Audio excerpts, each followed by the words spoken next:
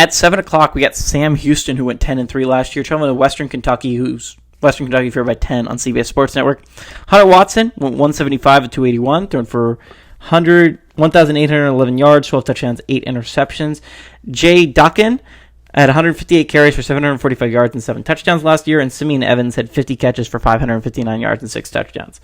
Caden Veltkamp went 258 at 389, threw for 3,108 yards, 25 touchdowns, 11 interceptions. Elijah Young had 201 carries for 885 yards, and 3 touchdowns. And Kaishawn Jenkins had 75 catches for 925 yards and 7 touchdowns. Western Kentucky is 2-1 against Sam Houston all time. Western Kentucky has won the last 2. They're 1-0 at home, and they're 1-0 in one-possession games. So I think this game is going to be extremely interesting. For the people that are not very in-depth football fans, that just kind of follow the Power 4. Again, that's not bad, but again, I like following all of football, so I know about my group of 5s, right? And if you're talking about a group of 5s, a lot of people are going to talk about the American. The American has some very legit playoff contenders this year. You can talk about Tulane, you can talk about Memphis, you can talk about Army or Navy, right? All those teams, very legit, very great playoff shots this year. But American is a loaded conference. If you're talking about the Mountain West, again, Boise State has a good team built together, but I don't know if they're going to be able to, without Genty, win a whole bunch of games, right? And then you start getting into the weird ones, right? You can talk about this, American and Mountain West is what a lot of people talk about when talking about group of 5 playoff contenders. I think that you're going to be talking, that's underselling the other 3 conferences. Not because those are better conferences, but they're way more winnable conferences. If you're talking about Conference USA, which again, Sam Houston and Western Kentucky both play in, 4 teams made bowl games last year. 4. Not a lot of great teams in this conference. You're talking about Liberty, Sam Houston, Western Kentucky, and Jacksonville State. Those are the 4 teams that are formidable, and that's it, right? All the other teams in that conference are legitimately bottom tier and very typically very, very bad. So if you're going to be looking at this from a who could make the playoffs perspective, the chances of a team like Sam Houston or Western Kentucky to go undefeated in conference play when their conference is significant because they're not going to be pushed to the full extent. Now, Western Kentucky, I think, plays Alabama late in the year. That's not a great draw for them. I'm going to be honest. I don't know if Western Kentucky can pull off that upset. But if you're looking at it from a pure value standpoint, Sam Houston and Western Kentucky are both absolute contenders for this playoff spot this year, right? They are in a great position.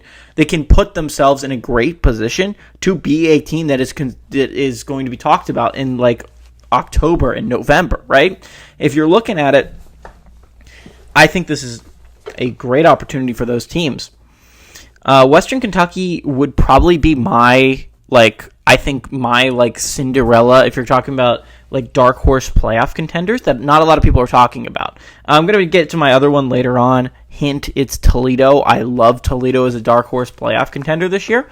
But if you're going to be talking about teams in Conference USA that I love Western Kentucky. Because if you're looking at it, I don't know if any of the teams that are new additions are going to be any good. Like Delaware and Missouri State, I don't know if they're going to be a team that can legitimately vie for a conference in year one. Maybe Delaware. Delaware has been consistent throughout the FCS, but I won't believe it until I see it. It's very hard to make that transition typically. You can ask Sam Houston fans or Kennesaw State fans last year. It's typically hard to make that transition. I don't think FIU or MTSU or any New Mexico State, any of these teams are going to randomly get their stuff together and start winning football games, which means I think it's going to come down to the top 4. And of the top 4, I'm pretty sure Sam Houston lost their head coach last year, as well as Jacksonville State. Western Kentucky has some amount of stick with it. Now, to be fair, Sam Houston brings back their quarterback, and I think that's a big advantage for them in week 0, right? Hunter Watson is kind of a pretty good quarterback for them. He won a lot of games last year for them. Western Kentucky is a brand new guy, but if there's something that can be said about Western Kentucky, it's of the group of 5 teams, they are typically very good at having quarterbacks, right? That can win football games. Western Kentucky is a team I think that absolutely has this ability to compete for a playoff spot this year in the Conference USA. I think the only team that could possibly vie with them for that is going to be like a Liberty. Now, again, right off the bat, Sam Houston can absolutely pull off this upset. I think at the end of the year, I don't think this game is all that close. I think Western Kentucky is a significantly better team. But Sam Houston getting them right off the bat, I think is a very, very good draw for Sam Houston. It's their best shot. And I think this game is going to be tight all the way through. I like Western Kentucky to win, but I don't love 10 points. I think that's too much for a game that I think is going to be extremely tough and hard fought and very close. Give me Sam Houston to cover, but Western Kentucky to win.